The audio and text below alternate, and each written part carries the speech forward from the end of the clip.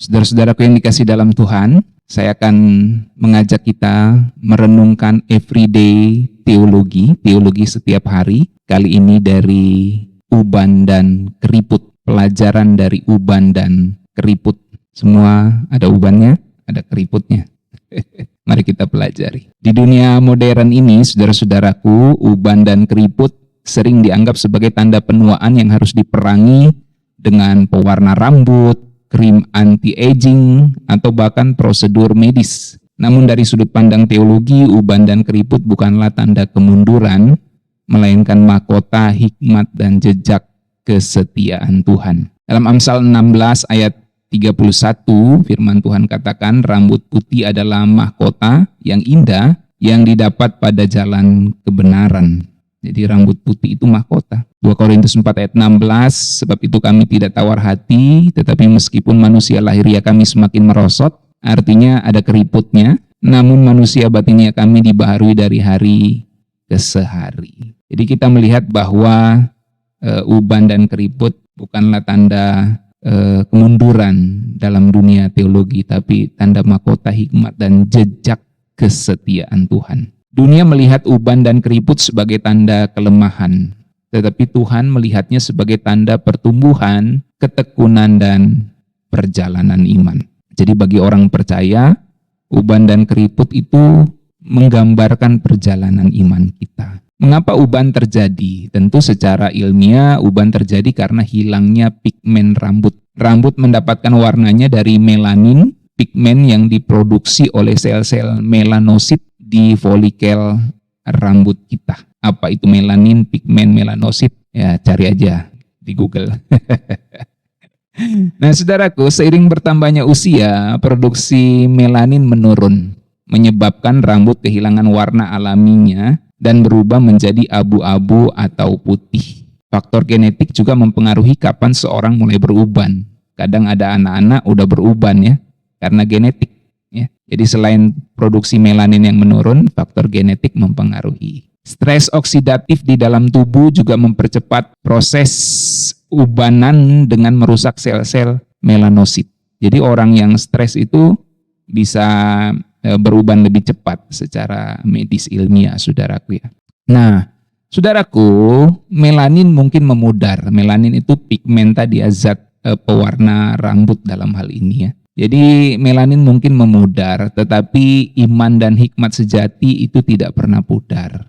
Itu sebabnya bagi orang percaya, uban adalah bukti bahwa seseorang telah melewati berbagai musim kehidupan dengan ketekunan dan pertolongan Tuhan. Itu sebabnya Ayub 12 ayat 12 firman Tuhan mencatat, kebijaksanaan ada pada orang yang tua dan pengertian pada orang yang lanjut umurnya.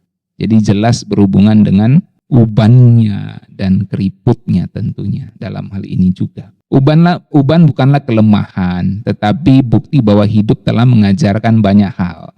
Ada amin, Oma Lili? Nah, sekarang kita lihat keriput. Mengapa keriput terjadi? Keriput itu sederhananya adalah elastisitas kulit yang berkurang. Keriput terbentuk karena beberapa faktor biologis. Kolagen dan elastin, protein yang membuat kulit tetap kencang, mulai berkurang seiring bertambahnya usia. Lalu paparan sinar UV, polusi, dan stres oksidatif mempercepat juga penuaan kulit. Dehidrasi dan gaya hidup juga berpengaruh tentunya. Orang yang kurang minum air dan sering terpapar stres cenderung mengalami penuaan lebih cepat. Ya, apalagi kalau sampai kurang tidur karena stres, wah itu lebih cepat lagi kelihatan tua ya. Nah, saudaraku, keriput bukan sekedar tanda penuaan, tetapi bagi orang percaya keriput adalah jejak perjalanan hidup seseorang. Ada tawa di situ, ada tangis, ada penderitaan dan sukacita, semua tertulis itu di wajah kita. Kalau kita senyum, ini kan membentuk pola di dalam kulit kita. Bergerak-gerak kita ini membentuk, saudara ya. Jadi tawa, tangis, penderitaan, sukacita semua tertulis di wajah kita. Dan itulah yang menjadi keriput juga pada akhirnya. Keriput adalah bukti bahwa kita telah banyak tersenyum dan menangis. Dan uban adalah tanda bahwa kita telah banyak belajar.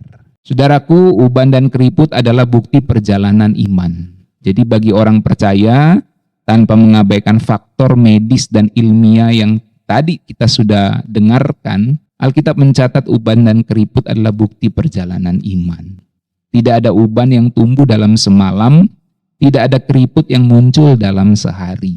Uban dan keriput adalah hasil dari perjalanan panjang yang penuh hikmat dan kesetiaan Tuhan. Itu sebab dalam Mazmur 37 ayat 25 firman Tuhan katakan, "Aku dahulu muda atau dahulu aku muda, sekarang telah menjadi tua, tapi tidak pernah kulihat orang benar ditinggalkan atau anak cucunya meminta-minta roti." Ini semua tergambarkan di dalam bagaimana uban dan keriput itu muncul dalam hidup kita, saudaraku. Nah, menarik ini saudaraku ya, perhatikan. Uban itu adalah arsip hikmat dan keriput adalah peta perjalanan iman. Jadi kalau kita ubanan, bagi orang percaya itu merupakan arsip hikmat Tuhan. Kebijaksanaan ditandai dengan uban. Keriput itu menandai adanya peta perjalanan iman. Senyum, tawa, suka duka, sedih, senang, semuanya membentuk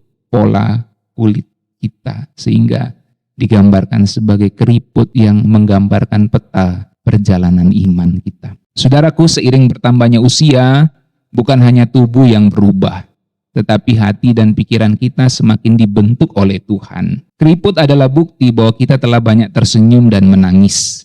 Dan uban adalah tanda bahwa kita telah banyak belajar. Makanya kalau saudara nonton film-film, biasanya orang yang bijaksana itu selalu digambarkan sebagai sosok yang berambut putih. Gitu. Itu karakter yang memang menggambarkan sosok bijaksana, saudaraku ya. Secara umum begitu digambarkan. Karena uban adalah tanda bahwa kita telah banyak belajar, banyak pengalamannya. Nah, saudaraku, setiap helai uban dan setiap garis di wajah kita adalah saksi bahwa Tuhan telah memelihara kita hingga saat ini. Yesaya 46 ayat 4, "Sampai masa tuamu, aku tetap dia. Dan sampai masa putih rambutmu, sampai masa rambut putihmu, putih rambutmu, aku akan menggendong kamu." Jadi menarik saudaraku ya, kenapa istilah rambut putih uban itu harus muncul? Kenapa nggak cukup masa tua saja? Karena hendak menunjukkan bahwa setiap helai uban dan setiap garis wajah keriput itu menjadi saksi bagaimana Tuhan memelihara kita. Sampai masa tuamu, aku menggendong kamu. Artinya sampai kamu ubanan, sampai kamu keriputan, aku menggendong kamu. Dan itu menjadi saksi, bukti perjalanan iman kita bersama dengan Tuhan. Uban dan keriput bukan tanda habis waktu, saudaraku. Tapi tanda Tuhan masih berkarya dalam hidup kita. Tuhan masih menggendong kita. Tuhan berkarya dalam hidup kita. Rambut boleh putih, wajah boleh berkeriput, tetapi semangat tetap berkobar dan iman tetap muda. Ada amin? Semua yang keriput dan ubanan katakan amin. Jadi mari jalani setiap musim kehidupan dengan syukur dan sukacita, saudaraku.